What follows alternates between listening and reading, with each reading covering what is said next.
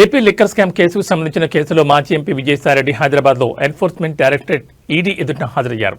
ముగ్గురు అధికారులతో కూడిన ఈడీ బృందం 3,500 కోట్ల లిక్కర్ కుంభకోణంలో జరిగిన అవకతవకలపై మాజీ ఎంపీని ప్రశ్నిస్తున్నట్టు తెలుస్తోంది. అక్రమంగా వచ్చిన నగదును విదేశాలకు తరలించడం, హవాలా, షెల్ కంపెనీలపై ఈడీ ఆరా తీస్తోంది.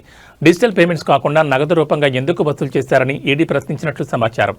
మద్యం పాలసీ రూపకల్పనపై 3 సార్లు తన సమక్షంలోనే సిట్టింగ్లు జరిగాయని, కానీ ఈ పాలసీతో తనకు సంబంధం లేదని విజయసాయిరెడ్డి వాంగ్మూలం ఇచ్చినట్టు తెలుస్తోంది.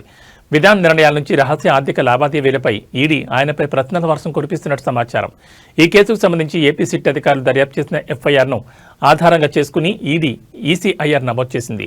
ఈ స్కామ్లో భారీగా ఆర్థిక లావాదేవీలు జరిగాయని, షెల్ కంపెనీలకు అక్రమంగా నగదు తరలించారని, హైదరాబాద్ కేంద్రంగా మద్యం రూపకల్పన భారీ స్థాయిలో అవినీతి జరిగిందని సిట్ గుర్తించింది. అయితే ఇందులో మనీ లాండరింగ్ కోణం ఉందని ఈడీ భావించింది. అందులో భాగంగానే విజయసాయిరెడ్డికి నోటీసులు పంపిన ఈడీ వ్యక్తిగతంగా నేడు విచారణకు రావాల్సిందిగా పేర్కొంది. ఏపీ లిక్కర్ స్కామ్ దేశంలోనే అతిపెద్ద కుంభకోణంగా పలువురు భావిస్తుండగా దాదాపు 3,500 కోట్ల వరకు స్కామ్ జరిగినట్లు ఏపీ సిట్ ఆధారాలతో సహా బయటపెట్టిన విషయం తెలిసిందే. ఇందులో ముడుపులు, మద్యం పాలసీ రూపకల్పనలో అవకతవకలు, అవినీతి జరిగిందని సిట్ గుర్తించింది.